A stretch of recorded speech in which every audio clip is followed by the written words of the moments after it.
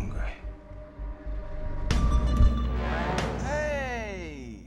Hello. Brett!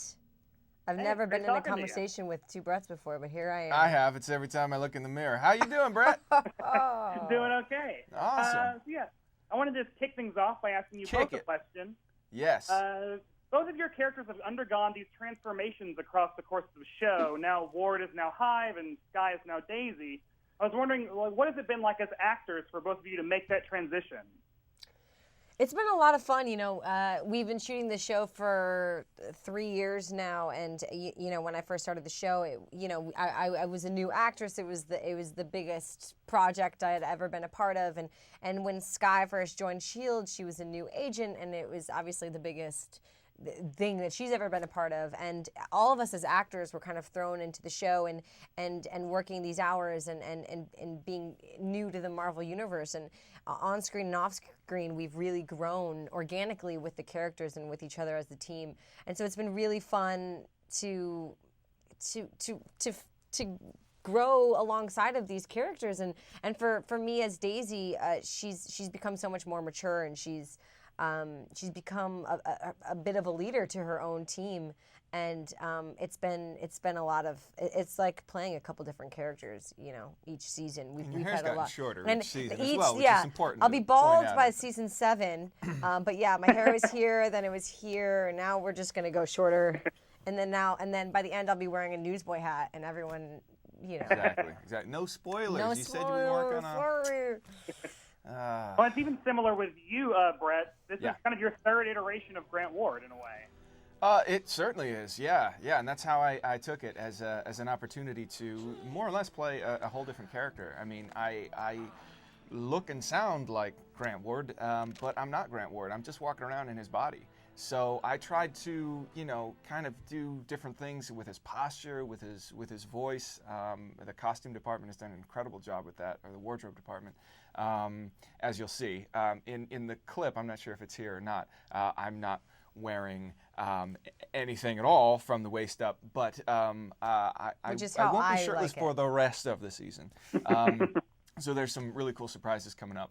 I took it as an opportunity to, again, play around with this character. And I don't know. I don't know why the writers like me so much. It could be the cookies. It could. I wash their cars. I write them thank you notes. He actually doesn't get paid. You pay them. Right? I actually pay them. What I do is I just make drafts of what I'd like on napkins, bar napkins, and I just give them every time. It's been fun. It's been a lot of fun to get to. I feel like out of all the characters, you and I have had the most growth in terms, like drastic growth from from the beginning of who we were, and now we even look just so much different. So it's been really. We look way sexier. So it's been really cool. Your characters also kind of have a deep history with each other that goes back all the way to season 1. So I'm wondering, are we going to get to see Hive and Daisy interact at all? I don't know. That would be cool if that happened, right? You would think they'd do that at some point, right? I don't know. I don't know. Who knows? We don't know. Because, Hive has access to all of Grant Ward's thoughts and feelings and stuff, and he was her SO. And knows a lot of intimate details as well, and their pasts are also really kind of similar in a way. These are alley cats. These are dented cans. These are people who have not had great childhoods, and grown up. And I think Ward went a certain way, and Daisy went another way with our worldviews and what we decided to do with our lives. Kind of a similar past. I wonder what would happen later on down the road if that. Me too. I wonder if this could be a really good opportunity for Skyward. It could be a really bad one. I don't know where they'll go with that. I feel like we're not distracting you from the real truth, are we? No, we're not. You can't tell at all what we're hiding. Well, speaking of things that you probably will hide and can't talk about, we do have Civil War coming up. Yes. And I was wondering if, with Chloe, with Daisy now leading the Secret Warriors, I was wondering, what are the odds of us seeing a Secret Warriors and S.H.I.E.L.D. clash? Like, how are they going to relate to each other, those two groups?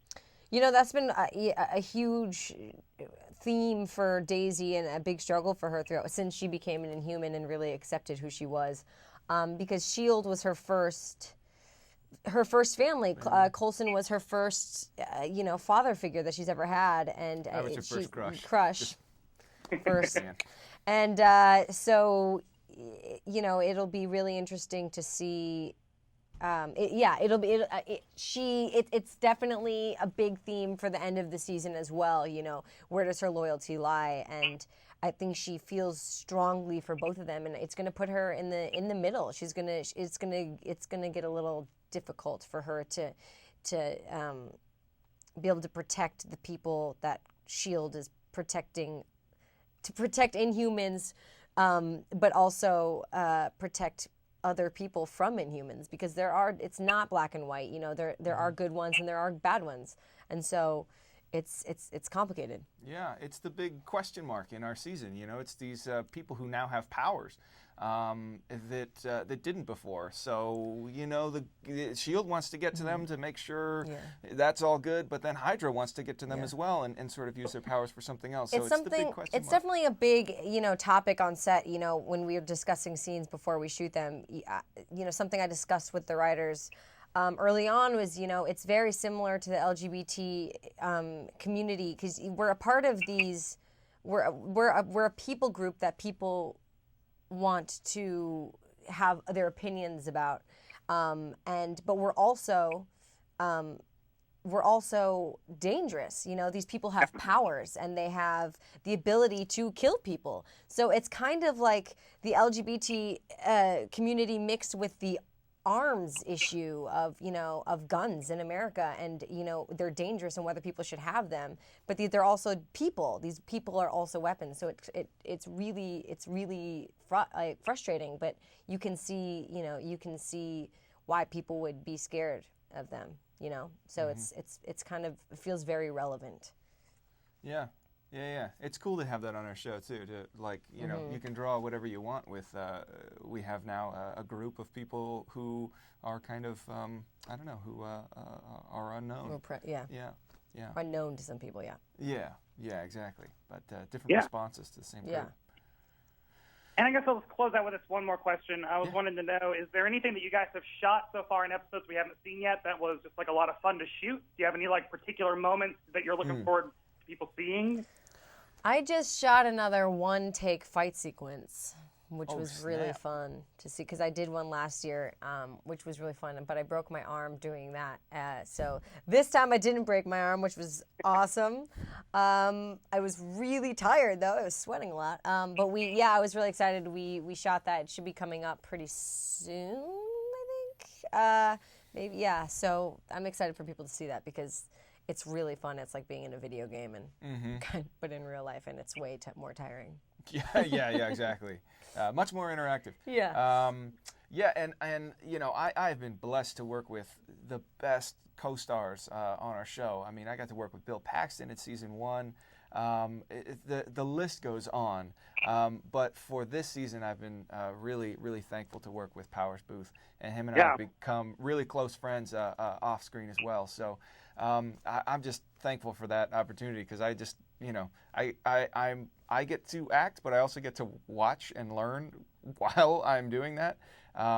He's masterful, and he is perfectly cast in this role. Really is. And it's great. I mean, I get to share the screen with this legend. So, not bad. All in a day's work. Well, thank you guys so much. Brett, it has been a pleasure. Yeah. Brett and Brett. Look at this. I know you're in a. I'm in a Brett sandwich right Jinx. now.